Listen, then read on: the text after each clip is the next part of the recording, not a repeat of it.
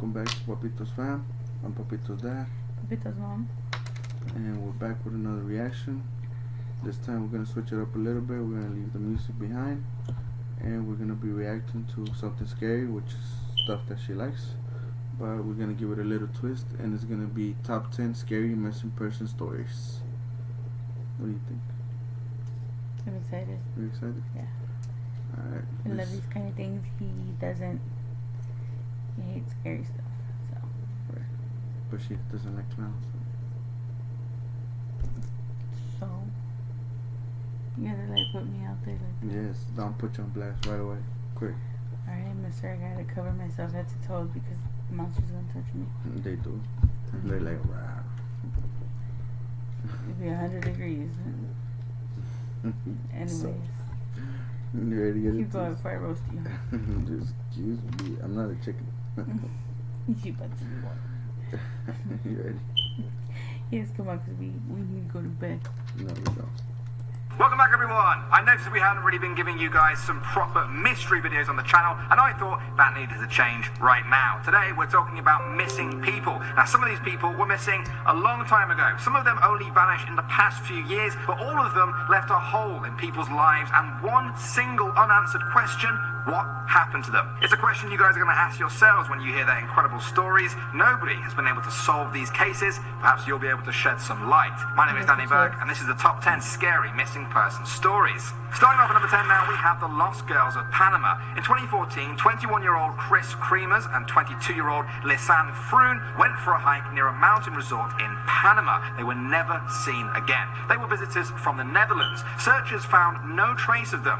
A few months later, a member of an indigenous tribe found Lisanne's backpack and some of the girl's belongings. There was a camera inside there which had pictures of the girl on their fateful hike. A US-based team were tasked with determining if the girls had died in a tragic hiking accident or were the victims of a brutal murder. The pictures on the camera got stranger as they went on. They became darker as night fell. The last picture simply shows darkness and rocks. It was a total mystery. The leading theory is that they fell off a cliff which injured one of them. The uninjured one then waited with her friend for 8 days before leaving her. The question was, why did she leave her friend? Some people think that she was suddenly scared into leaving, perhaps by a jaguar. In some cases, it seems the pictures have created more questions than answers. Moving on to number 9 now, we have Rico Harris. Wait, what? So they I guess they got lost in the night. One of them most likely one of them fell off a cliff. That person got hurt, and then the other friend went down to where she was to wait with her, and then she probably got scared because there's all kind of wild animals out there. Well, how did they know? Did they find her? Or? No, I don't know. Okay, anyway. I mean, that's why he said the pictures leave more questions than answers. No.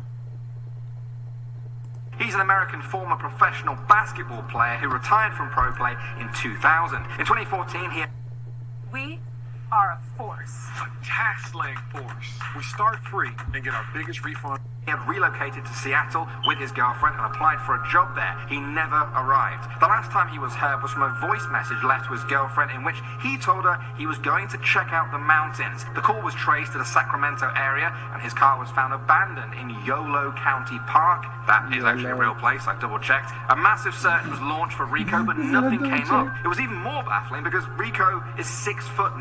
You'd think that somebody would remember seeing a guy that tall, and actually they did. A driver eventually reported seeing a 6'9" guy walking down the highway a mile from where the car was found, but this was a week later. What was going on? The search was relaunched. Massive size 17 footprints were found in the ground that were not there before. They followed them, but they led to nothing. They just kind of stopped. What happened to Rico when he disappeared for a week, and then what happened after he disappeared again, with his footsteps just vanishing into thin air? Next up at number 8 now, we have Ben McDaniel. On August 10th, 2010, employees in a dive shop in Florida found Ben McDaniel's pickup truck. He had been diving regularly at Vortex Springs, but now nobody could find him. He was last seen 2 days before on a dive, entering a cave 58 feet below the water's surface. It was a notoriously hard to navigate cave that only experienced divers were supposed to go in. It was suspected that he had drowned, but investigators couldn't find his body. After the police stopped searching, Ben's parents hired people to go in and look for his body. One of the rescue divers ended up going missing and was never found again.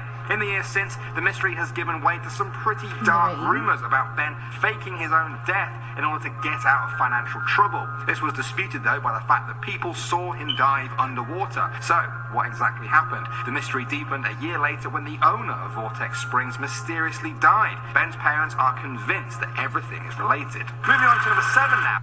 That's weird though, like, he dies, then they send a specialized team, and one of those guys dies, and then the owner dies?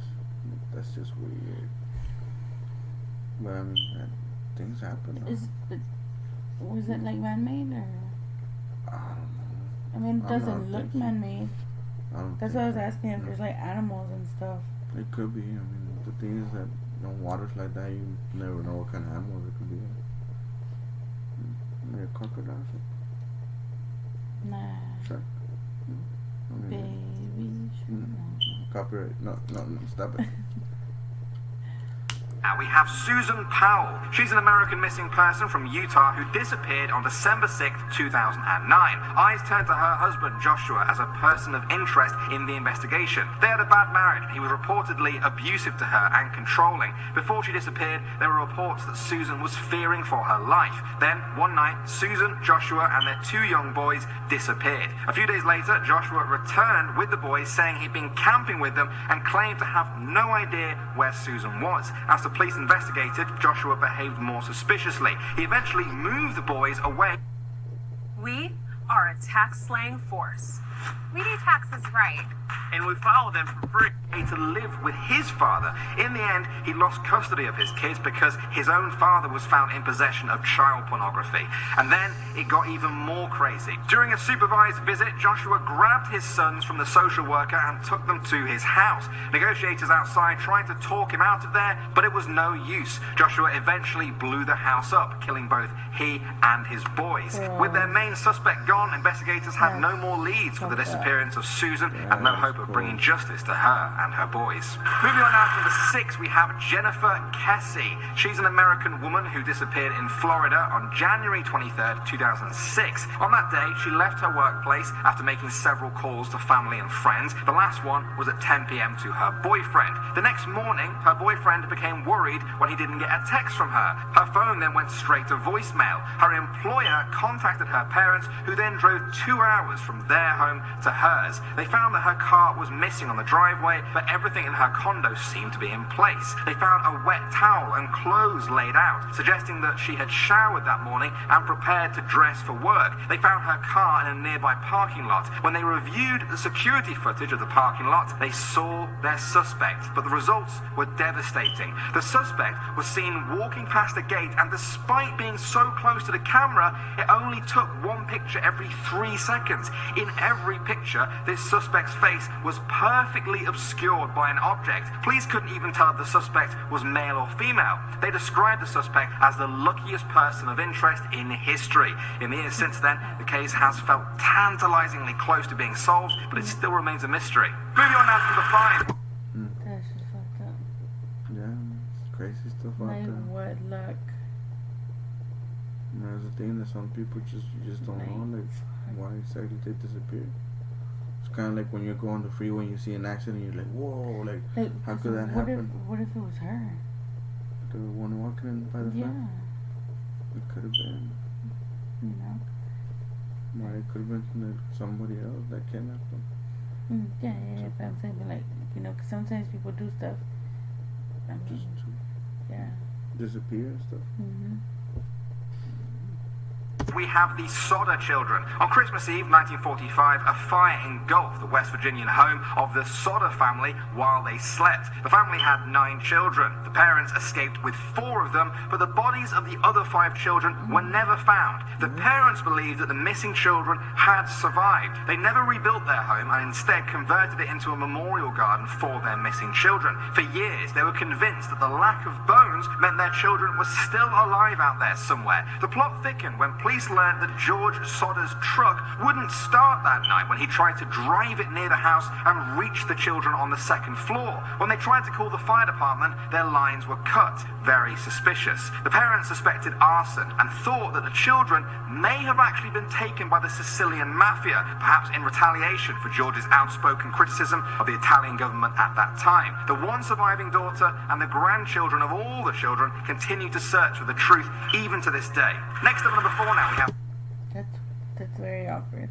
That's weird. Like, for them to take the kids, like,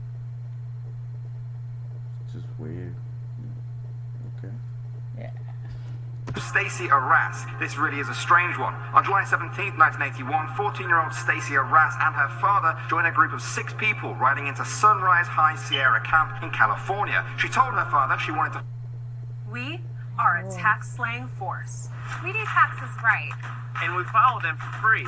photograph a nearby lake. He declined to go with her, but a 77-year-old man in the group said he would accompany her. After a while, the man grew tired and stopped for a rest. Arras continued to the lake by herself. From back at the camp, the group's tour guide saw her standing on a rock about 50 yards from the trail. She was all by herself. That was the last time anybody saw her. The only trace of her that investigators could find was her camera lens. The case remains a mystery almost 40 years on. How could someone so close to her group become lost forever so quickly? Coming out number 3 now, we have Bobby Dunbar. This is a creepy and very fascinating one. It all started in 1912 when 4-year-old Bobby Dunbar went missing on a fishing trip in Louisiana with his family. After an 8-month search, Did you say 1912?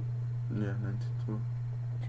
the police found a man called William Walters who was traveling with a boy that looked a lot like Bobby Dunbar. Walters said that the boy was a son of a friend and that his name was Bruce Anderson. When Bobby Dunbar's parents saw the boy, they said he was their Bobby, and the boy was given back to them. The town had a parade in honor of his return. During the trial that followed, a woman came to defend Walters and said that Bruce was her son and that she had given him to Walters to look after. The court dismissed her testimony, possibly because she'd had 3 children outside of wedlock, sort of unheard of for that time. The case went cold, but then in 2008, 96 years after Bobby's disappearance, one of Bobby Dunbar's granddaughters had a DNA test done. She compared her result to the DNA of Bobby's brothers, and they were not related at all. This means that Bobby Dunbar was probably Bruce Anderson after all. And as for the real Bobby Dunbar, that remains a mystery. Moving on now to number 2, we have So they Madeleine took the kid from the McCann. lady? This may be a very familiar case to anyone watching from the UK. In 2003, 3-year-old Madeleine McCann disappeared from her bed in a holiday apartment in Portugal. Her parents were dining with friends nearby and had been checking on Madeleine and her twin siblings throughout the evening. Then, at 10 p.m, they returned to find that the twins were there, but Madeleine was gone. Over the next few years, the British and Portuguese police collaborated on a historically publicised investigation. In 2007, the Portuguese police even listed Madeleine's parents as suspects, but later lifted it when the case was archived. Since then, the parents have been relying on private investigators and Scotland Yard to work on the case for them. They continue to investigate to this day, over 11 years after Madeleine's disappearance. And finally, at the number 1 spot now, we have the ghost blimp. On August 16th, 1942, Lieutenant Ernest Cody took his crew out for a blimp patrol duty from San Francisco to the Farallon Islands. The Brave Love birthstone ring makes a perfect Mother's Day gift. We'll handcraft a ring just... Shortly after, they radioed in that they were going to investigate what looked to them like an oil spill. Hours later, their blimp was found over Dali City, where, after sideswiping a few houses, it came crashing down. Bystanders rushed into the cockpit to find that nobody was there. The whole crew was gone. The Navy investigated and found that no lifeboats or parachutes were missing. Only some life jackets were gone. But other than that, everything seemed to be in perfect order. What happened? Did these men just jump to their deaths? If so, why? Now, because this was all during World War II, some people thought that the Japanese had somehow abducted them as they descended to inspect this oil spill. As the press picked up on the story, it earned the nickname of the Ghost Blimp. In the years since, theories have even included UFO abductions, but I'm not so sure about that. Alright guys, that is all I've got time for in this video. Hopefully you all found that one interesting. You might even have your own theories on what happened to all these people. I'll be down in the comments section as always to discuss all of that with you. Until then, thanks as always for watching. My name is Danny Berg and I will see you all in the next one. Like that little girl. I see the parents did it. Yeah, I mean, from the documentary we saw and everything, it really does point to like the parents did it, but Because again, that's our personal yeah, opinion. it's because I mean mainly they gave him sleeping medication, so you know they could have gave him a little bit too much, and she overdosed, and that's it. Yeah. Well, guys, this is top 10 scary missing person stories. No, that note, let's dream about it. let's dream about it. I would like to do a little bit more scary stuff than this, but how you feel? Yeah. Maybe on Saturday, because we still have work tomorrow. We gotta get up towards tomorrow. And we still gotta render these videos and edit them and stuff, so that still takes a little bit more work. So we'll see you guys tomorrow. Yes, don't forget to subscribe, like, comment, share, let people know we're here. We're gonna grow together and help us reach the first 400 followers. And we'll keep on doing this. And if y'all want, then is there anything else y'all want us to react to? Just let us know. Leave a link down below, or leave a comment down below, letting us know exactly what y'all want us to react to, and we'll do it. We'll get to it. So Have a good night. thank you for watching. Peace out. Bye.